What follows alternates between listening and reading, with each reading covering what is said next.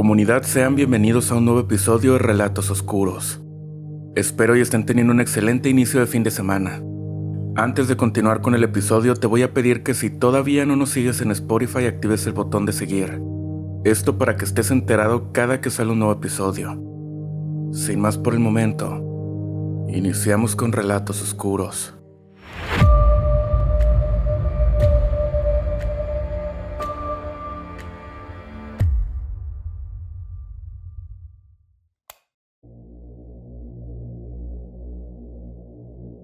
Me llamo Carla y durante varios años trabajé en Bosque Mágico, cuando todavía existía y seguía siendo uno de los lugares donde prácticamente cualquier niño de Monterrey quería pasar al menos unas vacaciones o celebrar su cumpleaños.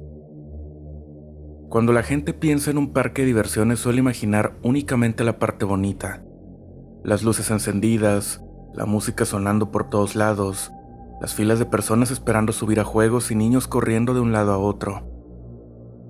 Lo que pocas personas conocen es cómo se siente permanecer ahí cuando las atracciones dejan de funcionar, cuando ciertos pasillos quedan vacíos o cuando te toca trabajar varias horas seguidas, dentro de una instalación cerrada donde el ruido del parque apenas llega como un eco. Yo entré a trabajar ahí cuando tenía poco más de 20 años. Era uno de mis primeros empleos formales y sinceramente me encantaba. Me gustaba el ambiente, me gustaba convivir con la gente. Me gustaba ver las familias llegar emocionadas. E incluso los días más pesados terminaban teniendo algo divertido. Los empleados formamos una especie de comunidad pequeña. Como pasábamos tantas horas juntos, era normal que terminaras haciendo amistades rápidamente. También era normal escuchar historias. Muchas historias. Algunas tenían que ver con accidentes menores, otras con clientes que se peleaban, y unas cuantas pertenecían a esa categoría de relatos que siempre aparecen en cualquier lugar donde trabaja mucha gente durante años. Las historias paranormales. Yo nunca les presté mucha atención, escuchaba por educación y sonreía cuando alguien terminaba su anécdota y seguía con mi día. Sin embargo, había dos atracciones que aparecían constantemente cuando salía el tema. La primera era Zombie Ride, la segunda era la cabaña del tío Chueco. Quienes trabajaban cerca de esas áreas aseguraban que sucedían cosas extrañas. No necesariamente durante la noche. Eso era lo curioso. De hecho, la mayoría insistía en que los momentos raros ocurrían durante el día, cuando por alguna razón no había visitantes dentro y el lugar quedaba completamente vacío. Una compañera aseguraba haber escuchado pasos detrás de ella, mientras revisaba una sección en el Zombie Ride. Otro muchacho decía que varias veces escuchó voces infantiles dentro de la cabaña, aún después de verificar que no hubiera personas. Yo escuchaba todo aquello y la verdad es que no me importaba. Siempre encontraba una explicación lógica, un ruido del sistema de audio o el eco de alguna atracción cercana, algún visitante rezagado, cualquier cosa que me pareciera más probable que una presencia fantasmal. Además, durante mis primeros meses nunca experimenté nada fuera de lo común. Mi rutina consistía en recibir grupos, explicar dinámicas y supervisar recorridos y asegurarme de que todo funcionara correctamente. Era un trabajo demandante, especialmente durante temporadas altas. Por eso la experiencia que voy a contar ocurrió en un momento bastante ordinario. No era Halloween, no era de noche. No estaba sola en todo el parque, era simplemente un día laboral cualquiera.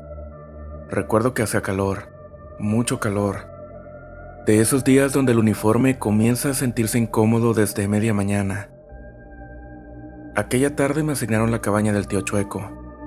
Para quienes no la conocieron, era una atracción temática donde los visitantes atravesaban varias habitaciones, y eran pequeñas dinámicas jugando con la física, para que todo se viera diferente.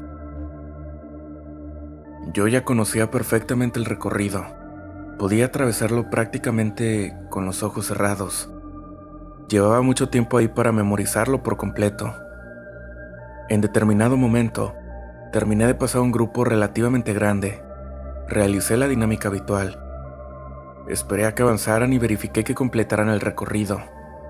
Finalmente confirmé que todos habían salido. Ese detalle es importante. porque recuerdo perfectamente haberlo hecho.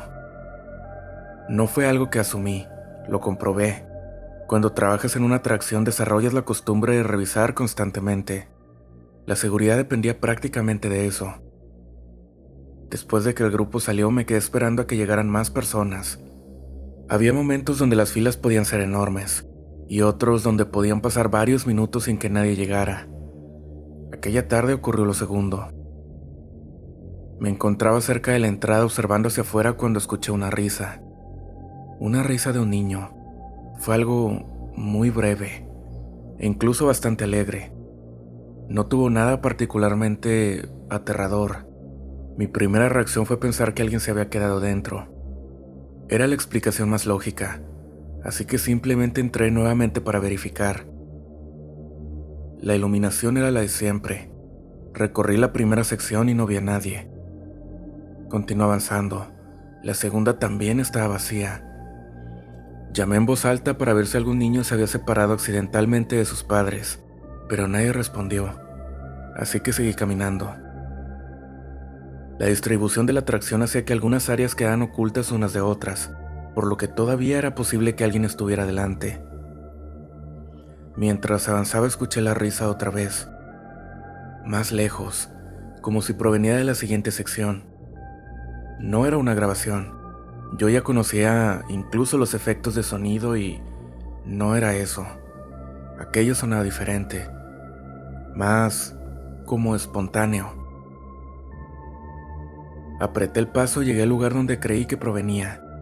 Vacío, completamente vacío. Me detuve unos segundos intentando ubicar el origen, pensando que tal vez el sonido estaba viajando desde fuera. Sin embargo, antes de que pudiera terminar de convencerme de eso, escuché algo más. Pasos. Como los de un niño corriendo en una superficie dura. La cabaña era de madera, así que podías escuchar muy claramente los pasos. Después silencio. Recuerdo que me dio un escalofrío. Había revisado suficiente como para saber que no había nadie dentro. Aún así, continué caminando. Una parte de mí seguía buscando una explicación que fuera racional. Llegué hasta la última sección. Miré detrás de las estructuras. Revisé esquinas y nada. El lugar estaba vacío. Permanecí inmóvil durante varios segundos, escuchando y esperando. Alguien me tocó la espalda. En ese momento no quise voltear. Quedé completamente paralizada. Y no sé en qué punto, pero lo único que decidí fue volver a la entrada. Ya no porque creyera que hubiera alguien, simplemente quería salir. Incluso mientras caminaba de vuelta intentaba convencerme de que estaba exagerando, que seguramente algún sonido se estaba filtrando desde otra atracción, que estaba cansada. Llegué nuevamente al área de acceso, vi la luz exterior y respiré un poco más tranquila. Y fue justo cuando sucedió lo último. Estaba prácticamente fuera, a unos pasos de salir completamente cuando escuché una voz. Una sola palabra, clara. «Mamá». No fue un grito muy fuerte. Sonó exactamente como un niño buscando llamar la atención de su mamá. Todavía hoy recuerdo la sensación que recorrió mi espalda, porque aquella vez no hubo duda sobre lo que escuché. No era una risa, era una palabra, perfectamente pronunciada. Giré inmediatamente y la atracción seguía vacía. Las luces seguían funcionando igual y todo seguía normal, y por primera vez desde que entré a trabajar ahí, sentí auténtico miedo. No me quedé a investigar y no intenté hacerme la valiente, simplemente salí. Recuerdo que caminé hacia donde estaban otros compañeros y uno de ellos me preguntó si me sentía bien porque según él, me veía bastante pálida. Intenté explicarle lo que había pasado y nuevamente las historias de terror volvieron. Ya más tarde, durante el descanso, comenzaron varios compañeros a contar experiencias parecidas. Aquella tarde terminé mi turno normalmente. El parque siguió funcionando. Todo continuó exactamente igual que cualquier otro día. Y sin embargo, mientras caminaba rumbo a la salida, no podía dejar de pensar en aquella voz. No porque hubiera sonado aterradora, de hecho era justamente lo contrario. Sonó demasiado normal, demasiado cotidiana, como la voz de cualquier niño llamando a su mamá. La diferencia es que cuando giré para buscar a quién le había dicho, no había nadie dentro de la cabaña, ningún visitante y ningún compañero, ninguna persona que pudiera explicar por qué aquella voz había resonado tan cerca. Esta fue mi historia. Buenas noches.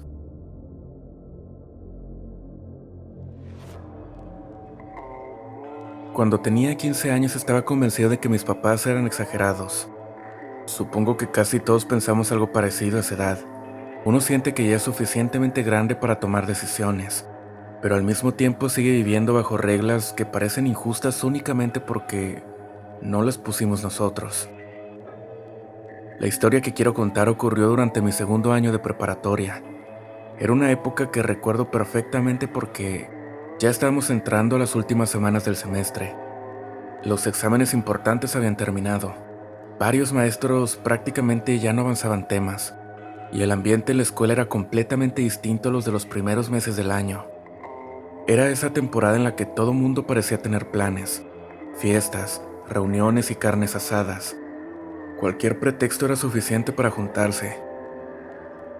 Mis amigos y yo no éramos especialmente problemáticos. Tampoco éramos los alumnos modelo que llegaban temprano todos los días.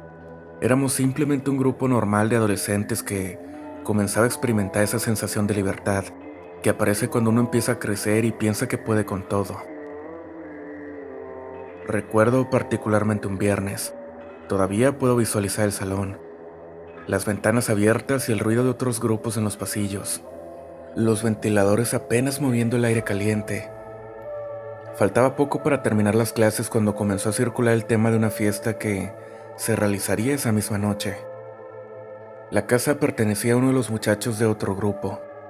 No era alguien con quien conviviera demasiado, pero sí sabía quién era. Sus papás iban a salir de la ciudad por el fin de semana, y él había decidido aprovechar la oportunidad para organizar una reunión. La noticia corrió rápido. Para la hora del receso prácticamente todos hablaban de lo mismo. Mientras comíamos, varios comenzaron a hacer planes. ¿Quién llevaría refrescos? ¿Quién llevaría botanas? ¿Quién podría conseguir alcohol? ¿Quién pasaría por quién? Y la emoción era contagiosa. Yo escuchaba todo aquello sintiendo que por primera vez iba a formar parte de una de esas historias que normalmente solo escuchaba contar a otros amigos. Cuando terminaron las clases volví a casa decidido a pedir permiso.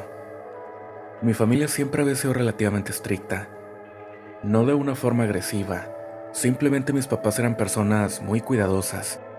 Querían saber dónde estaba, con quién iba y a qué hora regresaría.